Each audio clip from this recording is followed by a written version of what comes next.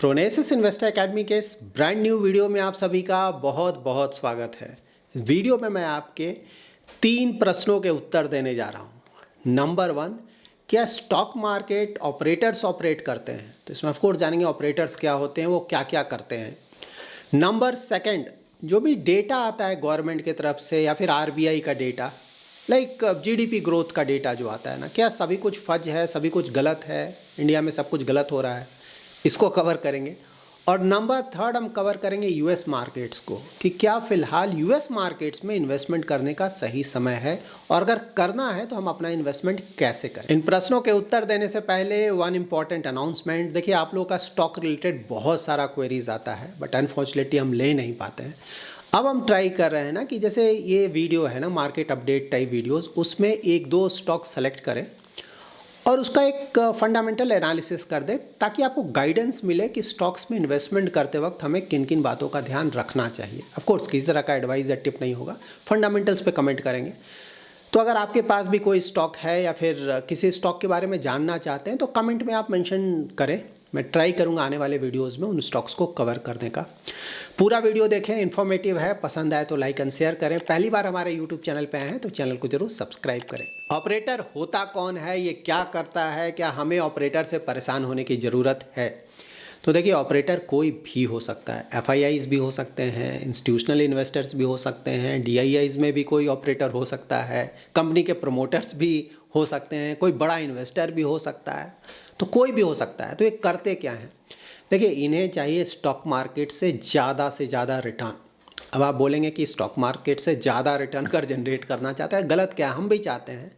तो गलत ये है कि ये ज़्यादा रिटर्न जनरेट करना चाहते हैं इल्लीगल तरीके से। तो यहाँ पे प्रॉब्लम है। ऑपरेटर्स स्टॉक मार्केट से वेरी हाई रिटर्न जनरेट करने के लिए करते क्या हैं? तो देखिए, तरीका बहुत सारा है, उसमें से कुछ तरीकों को हम समझ लेते हैं ताकि आप समझ पाएंगे कि होता क्या है, कैसे होता है। तो देखिए, एक तो तरीका ये है कि कोई स्टॉक है, ठीक है, उसका प्राइस बहुत तेज़ी से बढ़ाया जाए। ठीक है, तो पहले हमने स्टॉक को खरीद कर अपने पास रख लिया, उसके बाद उसके प्राइस को बहुत तेज़ी से ऊपर ले गए। ठीक है, उसके बाद जब बहुत ऊपर चला गया तो हमने उसे बेच दिया। शॉर्ट टर्म में अच्छा खासा प्रॉफिट हमें बन गया, एक तरीका ये। दूसरा ये हो सकता है कि किसी स्टॉक को हम खरीदना चाहते हैं लेकिन प्राइस बहुत ज़्यादा है।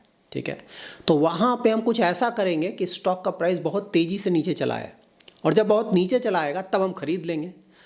तो ये तरीका है। तो सुनने में तो ठीक है भाई, नॉर्मल लग रहा है ना, लेकिन इसके लिए करते क्या है? जो तरीका है ये करने का, वो इलीगल है। जैसे आपने सुना होगा पंप एंड डंप। तो पंप एंड डंप का मतलब ये हुआ कि पहले आपने शेयर प्राइस को बहुत तेज़ी से ऊपर बढ़ाया, ठीक है, आपने उसे खरीद लिया, पहले सबसे पहले खरीद लिया, उसके बाद बहुत तेज़ी से ऊपर ले गए। ऊपर ले जाने का तरीका क्या है, ये जानना होगा। तो ये बहुत सारे तरीके हैं ऊपर। एक तो सोशल मीडिया है, ठीक है, आपने वहाँ बहुत सारा न्यूज़ चलाया है, यूट्यूब में पेड प्रमोशंस है, या फिर ट्विटर पे उसका न्यूज़ आ रहा है, या फिर कहीं कहीं तो आजकल न्यूज़ चैनल्स में भी काफ़ी लोग पकड़ाते हैं ना, वो लोग प्रमोट करते हैं वहाँ पे, या फिर जो सो कॉल्ड एक्सपर्ट्स आते हैं वो प्रमोट करते हैं। तो उनसे बहुत सारा न्यूज़ डाला जाए मार्केट में कि बहुत अच्छा स्टॉक है, बहुत तेज़ी से ऊपर जाने वाला है, तो ज़्यादा से ज़्यादा लोग उसमें अपना इन्वेस्टमेंट करते हैं। तो इस तरह से, या फिर आप ये भी कर सकते हैं कि आप फेक ऑर्डर्स डालें, बड़े बड़े ऑर्डर्स डालें ना, और अमाउंट बढ़ा कर, बड़ा अमाउंट, और साथ ही प्राइस भी बढ़ा कर डालें। उससे भी मार्केट को एक फीलिंग आएगा कि अरे बहुत सारे ऑर्डर्स हैं मार्केट में, बहुत तेज़ी से ऊपर जा सकता है। तो इस तरह ये सब करके आप प्राइस को बहुत तेज़ी से ऊपर जाएंगे, शॉर्ट टर्म में ही बहुत तेज़ी से ऊपर चला जाएगा, और जब बहुत ज़्यादा ऊपर चला जाएगा आप बेचकर निकल जाएंगे। ठीक है, तो यहाँ पे प्रॉब्लम किसके होगा? तो वैसे इन्वेस्टर्स जिनको मार्केट का ज़्यादा आइडिया है नहीं, उन्होंने सुनकर देखकर, किसी का सुनकर देखकर इन्वेस्टमेंट कर दिया, लेकिन ऑल ऑफ अ सडन ये जो ऑपरेटर है वो बेचकर निकल गया, आप वहीं पे फंस गए। दूसरा तरीका हो सकता है स्टॉक को शॉर्ट करने का। शॉर्ट करने का मतलब ये होता है कि आपके पास स्टॉक नहीं है, फिर भी आपने उसको बेच दिया, अलाउड है ये करना। तो यहाँ पे देखिए, अगर कोई स्टॉक का प्राइस बहुत ऊपर है, ठीक है, अच्छे क्वालिटी का स्टॉक है, आप खरीदना चाहते हैं, लेकिन स्टॉक प्राइस बहुत ज़्यादा है, ठीक है, आप चाहते हैं कि स्टॉक प्राइस बहुत नीचे आ जाएगा तब मैं उसमें इन्वेस्टमेंट करूँगा, तो आपने उस स्टॉक को शॉर्ट कर दिया, मतलब बहुत ज़्यादा ऊपर है, आपने बेच दिया, बहुत ज़्यादा अमाउंट में बेचा, उसके कारण स्टॉक प्राइस पर फ़र्क पड़ेगा। और of course again negative news आपने फैलाना शुरू किया कि ये प्रॉब्लम है, वो प्रॉब्लम, स्टॉक का सभी जगह न्यूज़ फैला दिया, उसके कारण भी स्टॉक प्राइस नीचे आएंगे।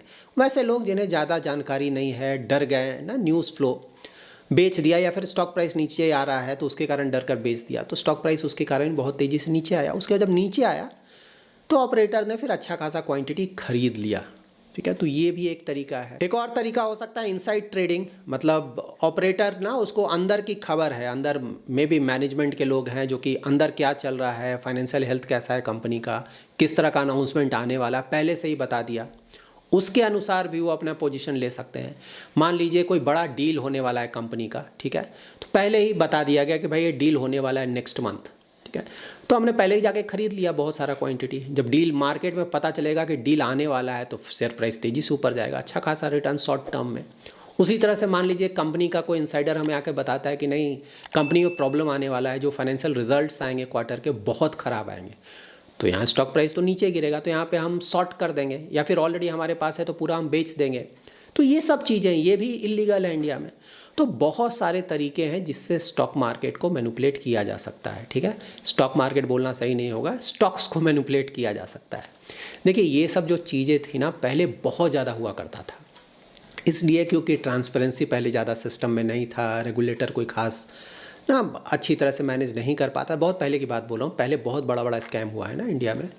और इंडियन मार्केट का भी देखेंगे तो जो ओवरऑल मार्केट कैप था थोड़ा छोटा था, स्टॉक का भी जो मार्केट कैप था थोड़ा छोटा था, तो पहले तो बहुत बड़ा बड़ा स्कैम हुआ था इंडिया में, तो इस कारण हुआ था। लेकिन अब का जो सिचुएशन है यहाँ पे रेगुलेटर अच्छा खासा स्ट्रॉन्ग रेगुलेटर हमारा सेबी, ठीक है, एक तो ये। दूसरा इंडिया स्टॉक मार्केट का अगर आप मार्केट कैपिटलाइजेशन देखेंगे तो बहुत बड़ा हो चुका है, और इसमें भी जो स्टॉक्स हैं like large cap mid cap उनका भी जो मार्केट कैप है वो बहुत बड़ा हो चुका है, ठीक है। तो यहाँ पे ये जो बड़े बड़े स्टॉक्स हैं या ओवरऑल मार्केट है, इसको अगर कोई सोच रहा है कि डेली बेसिस पे मैं मैनिपुलेट कर दूंगा तो ये पॉसिबल नहीं है फ्रैंकली स्पीकिंग, ठीक है। तो ये जो मैनिपुलेशन होता है मोस्टली ज़्यादातर केसेस में ये जो पेनी स्टॉक्स होते हैं ना, जिसमें बहुत सारे इन्वेस्टर्स अपना इन्वेस्टमेंट करना चाहते हैं ताकि शॉर्ट टर्म में ही ना करोड़ों रुपया बना सकें सो कॉल्ड, तो वहाँ पे ये सब बहुत ज़्यादा होता है। तो अगर आप एक ऐसे इन्वेस्टर हैं जो कि सोच समझकर अच्छे क्वालिटी स्टॉक्स में इन्वेस्टमेंट करते हैं, लॉन्ग टर्म के लिए इन्वेस्टमेंट करते हैं, तो मोस्टली ये सो कॉल्ड ऑपरेटर से आपको प्रॉब्लम नहीं होना चाहिए। अगर आप ऐसे इन्वेस्टर हैं जो कि दूसरों का सुनकर इन्वेस्टमेंट करते हैं, टिप्स चाहिए आपको, हाँ जल्दी से अमीर बनना है, कुछ दिनों में ही कुछ घंटों में ही आपको अमीर बन जाना है, ठीक है, आपको मार्केट का बिल्कुल आइडिया नहीं है, कुछ भी पता नहीं है, सिर्फ सुनकर इन्वेस्टमेंट करना, तो मोस्टली इस तरह के जो इन्वेस्टर हैं ना उनको ही इस केसेस में ज़्यादा प्रॉब्लम आता है। देखिए ये सब छोटे मोटे से भी बिल्कुल सही बात है, लेकिन कितना देखेगा, मतलब यहाँ लाखों लोग इन्वेस्टमेंट कर रहे हैं, कौन क्या कर रहा है। मोस्टली ज़्यादातर केसेस में सेबी का बहुत स्ट्रांग है, पहले वाली बात नहीं रही, करना बहुत मुश्किल है, ये सब बात बिल्कुल सही है। लेकिन छोटे छोटे पेनी स्टॉक्स में थोड़ा बहुत इधर उधर अभी भी होता है और आगे भी शायद होता रहेगा, ठीक है। किसके दिमाग में क्या चल रहा है ये मुश्किल है पता लगाना, ठीक है, किस कंपनी में क्या चल रहा है। म्यूचुअल फंड कंपनीज में ना इनसाइड ट्रेडिंग का प्रॉब्लम कई बार आया भी है, आप लोगों ने पढ़ा होगा सुना होगा। तो म्यूचुअल फंड कंपनी में सैकड़ों लोग काम कर रहे हैं, वहाँ पे किसके दिमाग में क्या चल रहा है, कौन क्या कर रहा है, एग्जैक्टली पकड़ पाना बहुत डिफ़िकल्ट है। हाँ सिर्फ करना ये है कि भाई सिस्टम इन प्लेस रखें कि एक तो करने में बहुत डिफ़िकल्टी हो, ठीक है, और अगर ये होता भी है तो तुरंत पकड़ा जाए, ठीक है। तो इस तरह का सिस्टम इन प्लेस होना चाहिए, थोड़ा बहुत इधर उधर होता रहेगा। तो आइडियली हमें क्या करना है, अपना इन्वेस्टमेंट नॉलेज बढ़ाना है ताकि हमें थोड़ा जानकारी हो मार्केट का, सिर्फ दूसरों का सुनकर बिना सोचे समझे इन्वेस्टमेंट नहीं करें। और उसके अलावा अच्छे क्वालिटी के म्यूचुअल फंड स्कीम, अच्छे क्वालिटी का स्टॉक्स, अच्छे क्वालिटी का, और लॉन्ग टर्म इन्वेस्टमेंट होराइजन, इन चीज़ों का अगर ध्यान रखेंगे तो सो कॉल्ड ऑपरेटर्स से आपको फ़र्क नहीं पड़ने जा रहा है। आज का दूसरा टॉपिक, इंडिया में जो भी डेटा है, गवर्नमेंट का डेटा हो, आरबीआई का डेटा हो, सेबी का डेटा हो, ज़्यादातर फेक डेटा है, सब कुछ गलत है। इससे रिलेटेड भी आप लोग के क्वेरीज आते हैं, लाइक जीडीपी के रिगार्डिंग ना, यूट्यूब चैनल्स में आपने कहीं सुना लोग बोल रहे हैं सब कुछ गलत है, फेक है, निगेटिव ग्रोथ चल रहा है इंडिया में, या फिर 1 या 2% का जीडीपी ग्रोथ होना चाहिए, सब गलत है, इस तरह का क्वेरीज आता है। देखिए यहाँ पे सिर्फ आपको ध्यान ये रखना है कि इंडिया एज अ कंट्री, मतलब पूरे वर्ल्ड में सिर्फ यही एक कंट्री नहीं है, ठीक है। इंडियन गवर्नमेंट है, बिल्कुल सही बात है, आरबीआई है, सेबी है, बिल्कुल सही बात है, ये सब इंडिया में है। लेकिन सिर्फ इंडिया अकेला नहीं ना है, दूसरे कंट्रीज़ भी हैं इस वर्ल्ड में, और दूसरे ऑर्गेनाइजेशंस भी हैं जो कि देखते हैं कि किसी भी कंट्री में क्या चल रहा है। एशियन डेवलपमेंट बैंक, ठीक है, उसके बाद IMF है, वर्ल्ड बैंक है, उसके बाद ना इन्वेस्टमेंट बैंक्स हैं बड़े बड़े, मॉर्गन स्टैनले है, JP मॉर्गन है, बहुत सारे लोग हैं यहाँ पे जो कि आप पे नज़र रखते हैं कि इस देश में क्या चल रहा है, उसके बेसिस पे ही वो अपना फॉरकास्ट देते हैं या फिर इन्वेस्टमेंट डिसीजंस लेते हैं, ठीक है, ये है। और अगर फेक करना है तब तो पाकिस्तान भी ना 100% जीडीपी ग्रोथ दिखा देगा। जब झूठ ही बोलना है बांग्लादेश दिखा देगा, ठीक है, या दूसरे कंट्रीज़ हैं ना वो भी दिखा देंगे। जब कुछ भी बोल सकते हैं तो क्या सही बात है, पाकिस्तान दिखा देगा 15% का जीडीपी ग्रोथ रेट, तो वहाँ पे बहुत इन्वेस्टमेंट जाने लगेगा।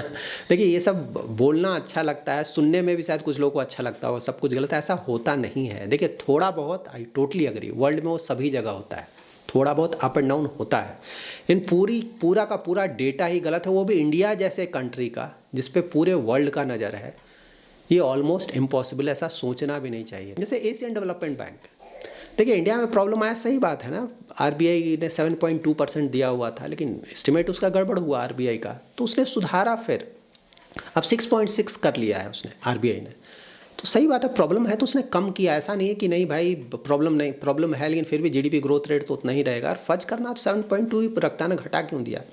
और उससे भी बड़ी बात, इंडियन गवर्नमेंट का अगर आप देखेंगे प्रोजेक्शन ना, फाइनेंस मिनिस्ट्री, तो उसने तो पहले ही कम करके रखा है। उसने बोला था 6.5 to 7%, ठीक है, आरबीआई का 7.2 था, सेंट्रल गवर्नमेंट का तो काफ़ी कम था पहले से, 6.5 to 7%।